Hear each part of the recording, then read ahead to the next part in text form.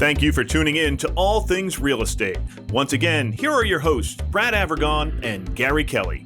Hi, this is Gary Kelly of Lamacchia Realty. I am joined by Brad Avergon of Fairway Independent Mortgage. Fairway Independent Mortgage. We didn't even say that in the first half, Gary. We really. Well, you know, I almost choked and said Envision, so I didn't want to go down that path.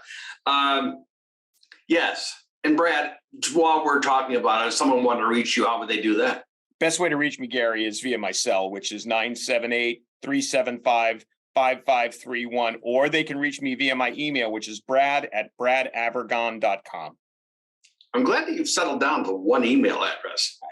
Yes, I get at Keith's suggestion. I settled down to one. No, it's Keith, our video editor. He says, yeah. Keeps changing all of these. That's right. I can be reached at Gary at movewithgary.com. And my cell is 508-733-6005. So, Brad, I think we were talking about, or you were talking about drugs. I was talking about legal pharmaceuticals and how people have to budget for them, so to speak. So yeah, I just think that the thing that we've been talking about is, are you ready? And that really incorporates a lot of different things. It incorporates the physicality of it. Are you ready to sell your home? Are you ready to move? Are you ready to buy a home? Where are you going to go? Which is the first question you ask your clients. And I ask clients, similar questions like, okay, if you were to sell your home, what does the next chapter of your finances look like? Let's talk about that.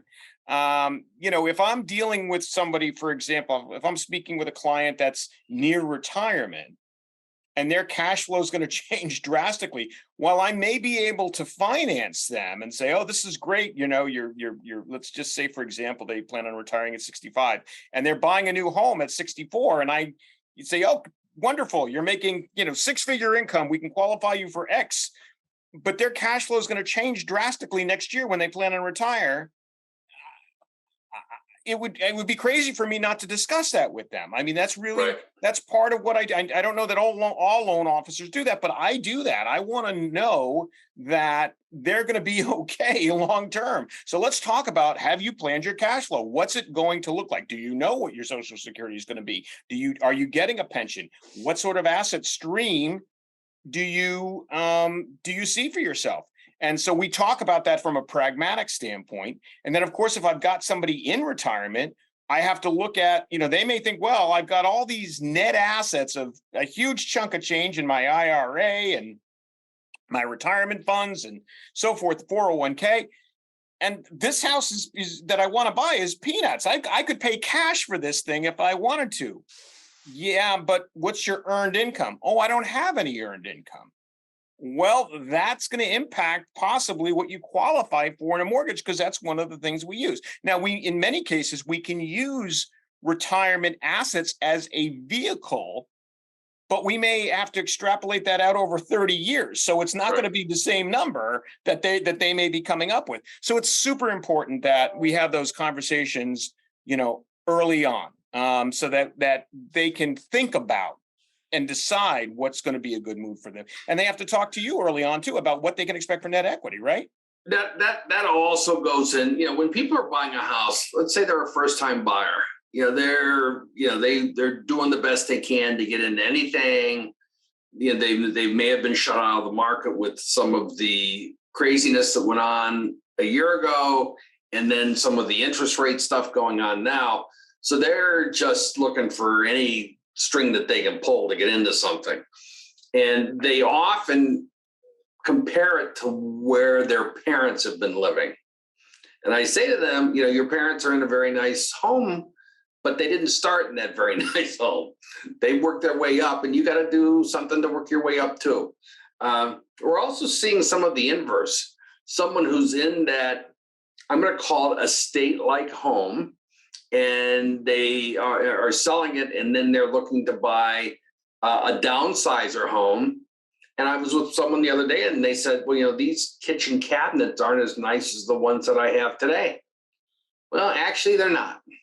And you can replace them if you so choose, But the thing I would challenge you with, in a positive way, it's a conversation, it's not a debate. But the thing I would challenge you with is, do you really need to have that top of the line cabinet, or are you in a position now where you can enjoy something that's a little less opulent and more affordable overall? Because that's one of the reasons you want to get out of the big house in the first place. Yeah, I think that's great advice that you're giving them. Not only the opulence of the cabinets, but the number of cabinets. If they raised a family in that larger home, and the kids have grown and they've moved on, and you've got 4 sets of dishes. Do you really need the 4 sets of dishes for just you and your spouse?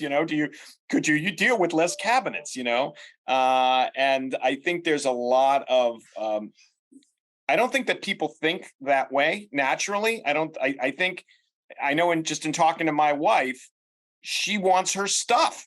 I literally had to build an extra closet when we downsized to hold her stuff, because that's where you're sitting now, isn't it? Right behind me. You're sitting. You're one of the things Cynthia just wanted to put down the basement. I am. I'm just glad there's still room for me. Otherwise, I might be one of those things in the dumpster. Yeah, exactly. But I mean, you're right in the sense you do got to kind of reassess, what are your needs now? Do you, for cabinetry, for are you for stoves, for what do you need? Do you need as much space, and do you need as much stuff? And that's a little bit of a challenging exercise to go through, because I was attending a home inspection yesterday on a home that, frankly, if HGTV rolled up, they could have started to film immediately. Just beautiful home. And the inspector's down the basement, and he's poking around in the basement, as they all do. And the furnace is there, etc. And he sees a set of cabinets on the wall that have made their way to the basement level. And he looked at him and he says, those used to be the kitchen cabinets here. They're down here now. And he's right. And they're still pretty darn nice compared to a lot of cabinets. Yeah. People need to do that hard self-assessment. You do get to the point when you're starting out that just anything you can do is good, and then you've established yourself, you've accumulated some wealth, you want some of the finer things in life, some of the opulence, and then at some point you say, do I really want that? And maybe it's time to get rid of it. I helped someone buy a house. Literally, the closing is today. For those of you listening on the weekend, this is recorded during the week. The closing was today, and one of the things that we said was, this guy's going to buy the house, and you don't have to clear it out.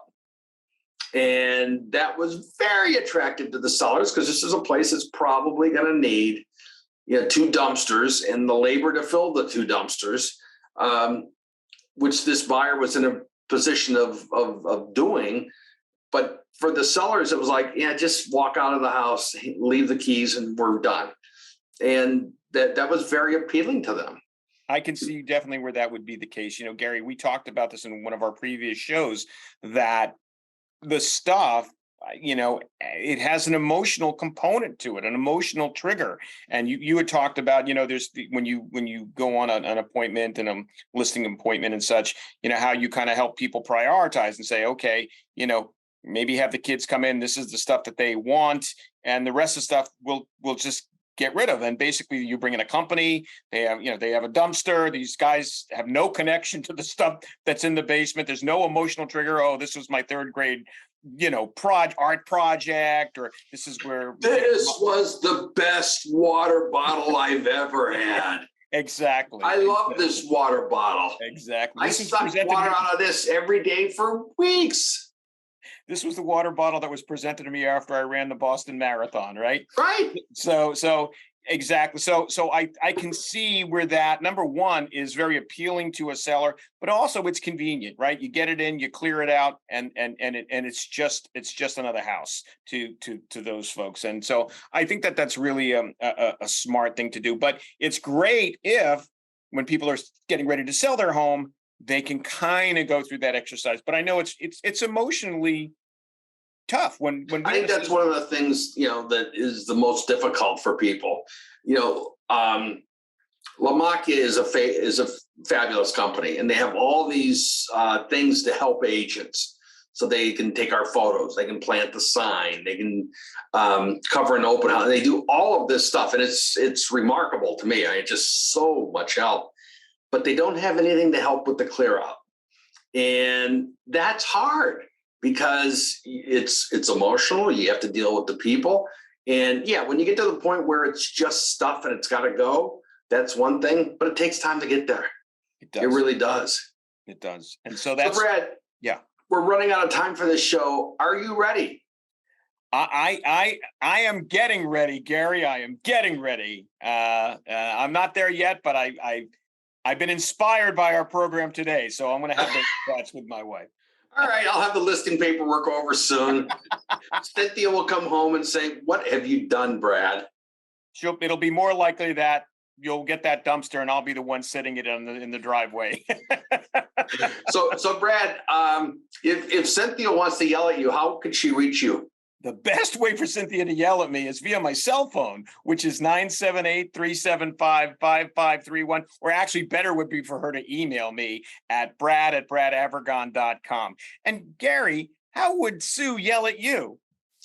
Very directly, very often. I can be reached at 508-733-6005 or Gary@movewithgary.com. Brad, thank you. And I want to thank our listeners and viewers for hanging in there this long. And we'll see you again in a month. See you then. Take care, Gary. Be well. Bye now. Bye. Once again, thank you for watching All Things Real Estate. If you have any questions, feel free to reach out to Brad or Gary.